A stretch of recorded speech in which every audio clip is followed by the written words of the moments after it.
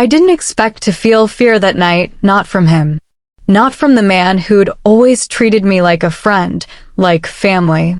But the moment I told him to stop, the moment he ignored it, I realized I had no idea who he truly was. And by the time he stepped closer, I couldn't breathe. I couldn't think. I couldn't handle how close he got. If you want to know what happened after that night, what Michael did when I told him, and how Daniel reacted when he realized I wasn't going to stay silent, watch this story till the very end, because every second matters in what came next. I never paid much attention to my husband's colleague, Daniel.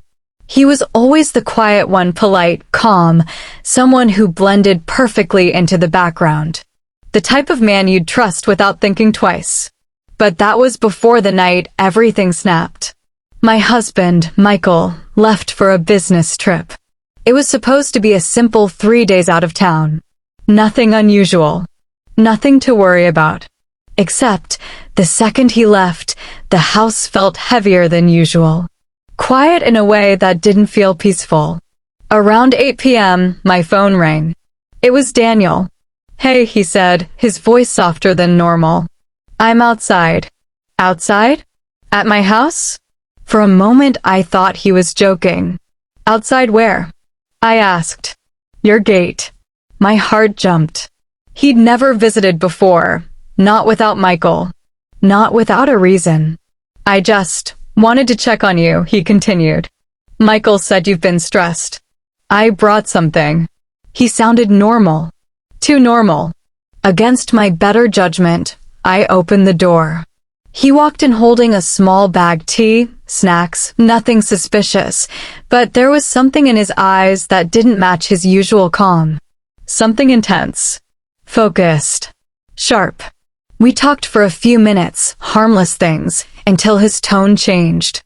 "You know," he began slowly, "Michael doesn't appreciate you the way he should." I laughed awkwardly. "Daniel, don't start." "No, listen." He sat forward, too close. "I see how you carry everything alone. How strong you are. He doesn't deserve that." His voice trembled. His eyes wouldn't leave mine. Something was wrong. I stood up to create space. "Daniel, I think you should go." He stood up too. Too quickly. And too close. "Why are you acting scared?" he whispered. "I'm not scared," I lied. "But you need to leave." He stepped closer. I stepped back. "Daniel, stop." He didn't. His breath hit my cheek. His shadow swallowed mine. The air between us felt like a tightrope, thin, stretched, ready to snap. "I told you to stop," I repeated, firmer this time. But he only came closer. Closer than anyone should. Closer than anyone had the right to be in that moment. "I just want you to know," he said, voice trembling, "I would never hurt you. I care. Too much, maybe." His hand lifted slightly, as if he wanted to reach for me, but stopped halfway. I froze. His eyes flickered, guilt, confusion, regret. Then he stepped back. Finally. "I'm sorry," he muttered, almost shaking. I don't know what came over me. He grabbed his things and walked out, leaving the door slightly open behind him.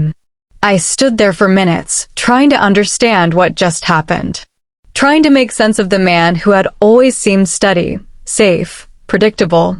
But that night showed me something I hadn't seen before. Even the quietest storms can break into your life without warning. If you made it to the end of this story, thank you so much for watching. And if stories like this touch you, please like, subscribe, and share your thoughts in the comments below. Your voice means more than you think.